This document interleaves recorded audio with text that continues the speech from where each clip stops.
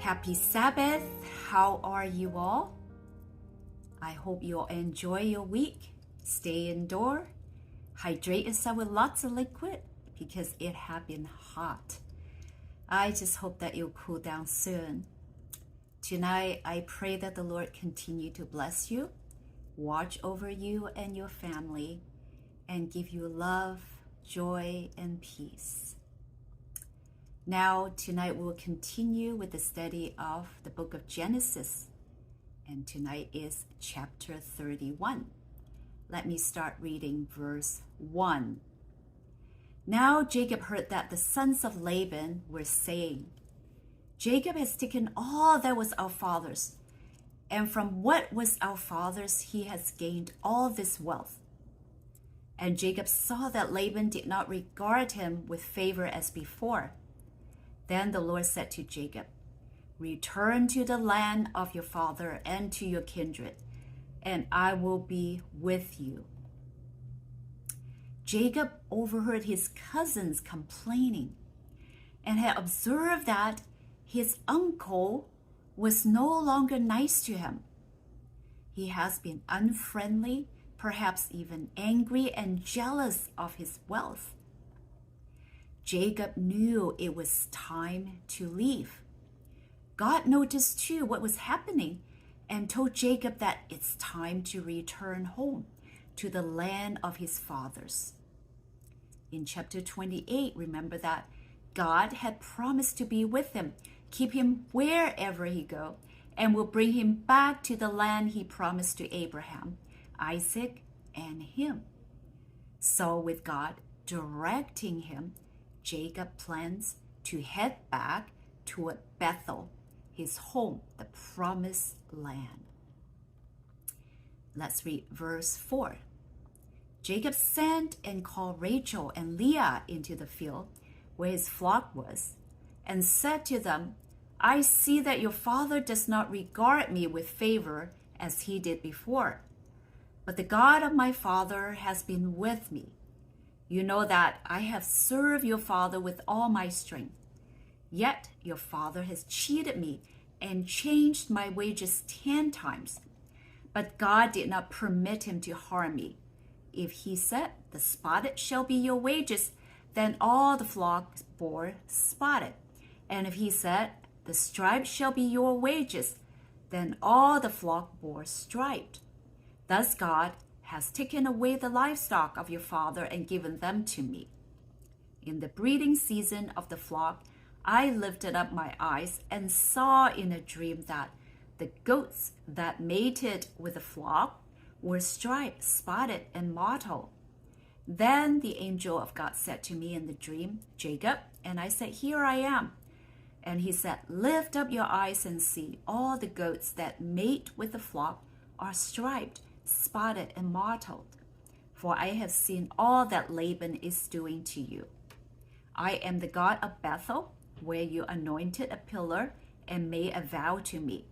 Now arise, go out from this land and return to the land of your kindred. Jacob responded to God in prompt obedience.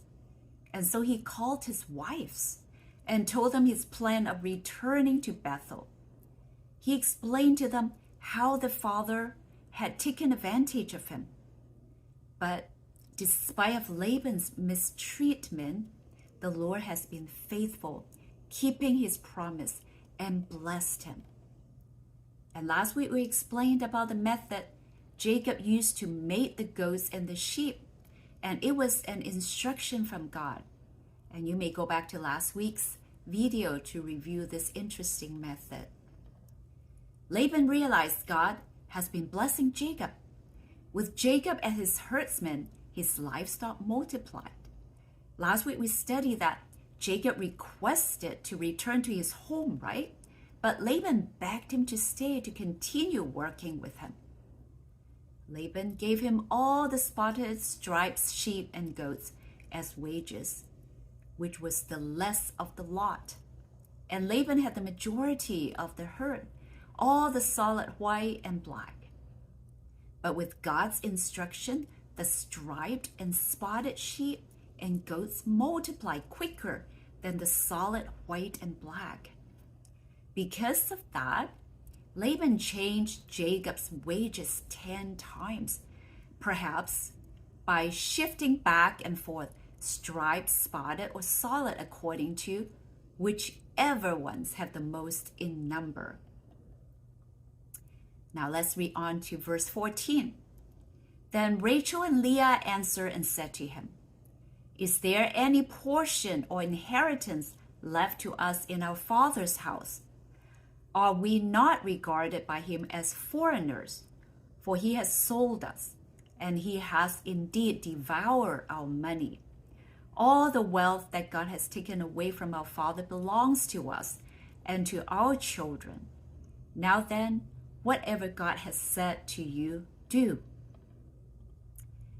Jacob's wives were quite bitter about their dishonest father, and they were willing to leave their family and follow Jacob to his home, the land of Canaan. More importantly, they were ready to put their trust in God and seek his blessing. Now, verse 17. So Jacob arose and set his sons and his wives on camel. He drove away all his livestock, all his property that he had gained, the livestock in his possession that he had acquired in Padan Aram, to go to the land of Canaan to his father Isaac. Laban had gone to shear his sheep, and Rachel stole her father's household gods. And Jacob tricked Laban the Aramean by not telling him that he intended to flee. He fled with all that he had and arose and crossed the Euphrates and set his face toward the hill country of Gilead. A few things happening here. Number one, while Laban was busy shearing his sheep, Jacob took his family, his possession, heading back home towards the land of Canaan. Number two, we read in this passage that Rachel stole Laban's household gods. What kind of gods are these? Well, household gods are called teraphim. They were images that represented their deceased ancestors. They used these idols to venerate them. Scholars are not sure whether they actually worshipped these idols. Number three, these idols were markers for the heir, someone who will inherit Laban's property, Laban's estate. At Nusi is a city near where Laban lived, archaeologists discovered several texts indicated that it is usually the family's heir who would receive the family gods, perhaps the oldest son. Well, and there are other texts from Emar, another ancient city in today's northern Syria, and this document suggests that the household gods were not to be given to a man outside of the family. So here in this narrative, Rachel was not the heir. Remember, I said usually the oldest son is the heir. And therefore, she has no right to the family gods, nor would Jacob, because he was an outsider. Laban was distressed over this breach of inheritance practices, as well as concerned that the care of the ancestor will be jeopardized by the loss of these images. So, with this bit of information from the scholar, we can guess that Rachel's interest in the family gods, teraphim, probably has more to do with family and inheritance than with the issue of worshiping other gods. Now let's go to verse 22. When it was told Laban on the third day that Jacob had fled, he took his kinsmen with him and pursued him for 7 days and followed close after him into the hill country of Gilead. But God came to Laban the Aramean in a dream by night and said to him, "Be careful not to say anything to Jacob, either good or bad." Well, it was after 3 days that Laban noticed Jacob and his family were gone. So he pursued them, and it took 7 days before he caught up with Jacob's large caravan. So what was he going to do? We really don't know what he had in mind. He could have harmed Jacob, perhaps. But it is at this point that God intervened on Jacob's behalf. The Lord spoke directly to Laban in a dream. He warned Laban not to say anything good or bad to Jacob, meaning not to contradict Jacob in any way. He was to go easy on him. Let's read on. Verse 25. And Laban overtook Jacob. Now Jacob had pitched his tent in the hill country, and Laban with his kinsmen pitched tents up in the hill country of Gilead. And Laban said to Jacob, "What have you done that you have tricked me and driven away my daughters like captives of the sword? Why did you flee secretly and trick me, and did not tell me, so that I might have sent you away with mirth and songs, with tambourine and lyre? And why did you not permit me to kiss my sons and my daughters farewell? Now you have done foolishly. It is in my power to do you harm. But the God of your father spoke to me last night, saying, 'Be careful not to say anything to Jacob, either good or bad.' And now you have gone away because you long greatly for your father's house. But why did you steal my gods?" Jacob answered and said to Laban, "Because I was afraid, for I thought that you would take your daughters from me by force. Anyone with whom you find your gods shall not live. In the presence of our kinsmen, point out what I have that is yours, and take it." Now Jacob did not know that Rachel had stolen them. So 7 days' journey was quite a distance.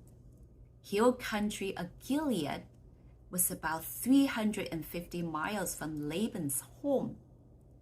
To reach there in 10 days, a 3 days head start, plus 7 days for Laban's travel. While Jacob must have traveled around 35 miles a day, an incredible speed. Caravan usually manage 23 miles per day at most. Sheep and goats could neither achieve nor maintain that fast pace, and then they have women and children there, so perhaps even slower. And given the circumstances, Jacob could not expect to make more than 10 miles per day. And the Bible didn't give much detail, but I am sure God was at work to help Jacob in this also. So after Laban had caught up with Jacob, he asked his son-in-law, why didn't he tell him earlier about his departure, so he could say goodbye to his daughters and grandkids, and to throw them a huge happy goodbye party with music and laughter and celebration for them. Well, from reading the narrative, we know what kind of person is Laban, right? Jacob knew that Laban was not loving and he was not supportive. Most probably he wouldn't allow his daughters to leave. In fact, Laban himself admitted that he could have caused them harm or caused harm to Jacob if God didn't intervene and talk to him in the dream. Before they part way, Laban had one more accusation for Jacob. He asked, why did you steal my family gods? We know Jacob didn't know a thing about this. It was Rachel who had stolen the idol. Well, idols or not, it was an act of theft, right? The idols were probably something Laban really valued. We had explained earlier that these idols were probably for ancestor worship, and also they may have been a kind of legal marker indicated who was the true heir of Laban's estate. Laban might be legitimately concerned that Jacob would return after his death and demand to take an inheritance. Jacob was very angry with the accusation of theft, so he rashly declares death penalty upon anyone in his company who may be found with the stolen idols. He calls on the gathered relatives of Laban to serve as witnesses to search by Laban for anything that belongs to him among the company's possessions. Let's read on, verse 33. So Laban went into Jacob's tent and into Leah's tent and into the tent of the two female servants, but he did not find them. And he went out of Leah's tent and entered Rachel's.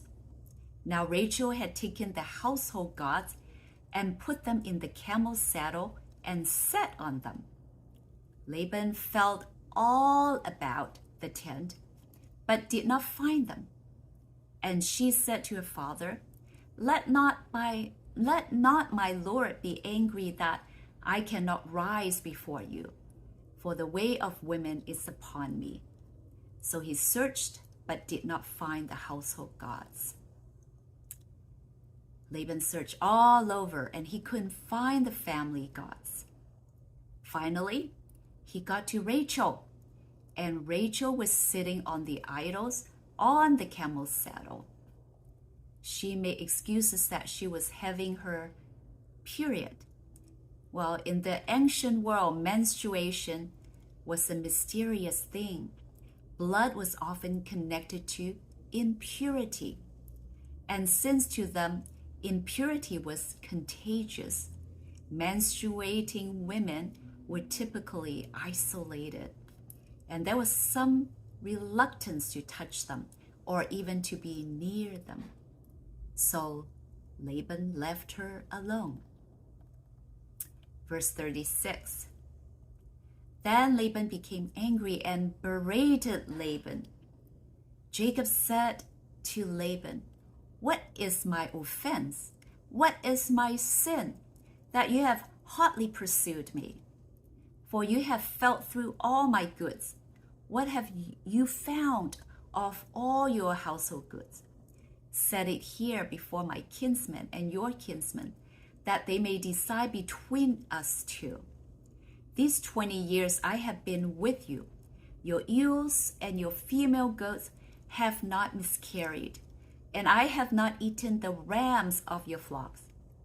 What was torn by wild beasts, I did not bring to you. I bore the loss of it myself. From my hand you required it, whether stolen by day or stolen by night. There I was. By day the heat consumed me, and the cold by night, and my sleep fled from my eyes. These 20 years I have been in your house. I served you 14 years for your 2 daughters, and 6 years for your flock, and you have changed my wages 10 times. If the God of my father, the God of Abraham, and the fear of Isaac had not been on my side, surely now you would have sent me away empty-handed. God saw my affliction and the labor of my hands and rebuked you last night. Jacob gave a long, angry speech against Laban. He finally told his father-in-law off. He laid out all of his frustration with Laban, making the case for why Laban did not deserve better treatment from Jacob, and why Jacob attempted to escape without a confrontation. Well, now let's go on to verse 43. Then Laban answered and said to Jacob, "The daughters are my daughters, the children are my children, the flocks are my flocks, and all that you see is mine. But what can I do this day for these my daughters, for their children whom they have borne? Come now, let us make a covenant, you and I, and let it be a witness between you and me." So Jacob took a stone and set it up as a pillar. And Jacob said to his kinsmen, "Gather stones." And they took stones and made a heap, and they ate there by the heap. Laban called it Jigar-se-Adoha. I hope I pronounce it correct. Jigar-se-Adoha. But Jacob called it Galeed. Laban said, "This heap is a witness between you and me today." Therefore he named it Galeed and Mizpah, for he said, "The Lord watch between you and me when we are out of one another's sight. If you oppress my daughters, or if you take wives beside my daughters, although no one is with us, see, God is witness between you and me." How does Laban respond to this confrontation? Laban portrayed himself as the victim.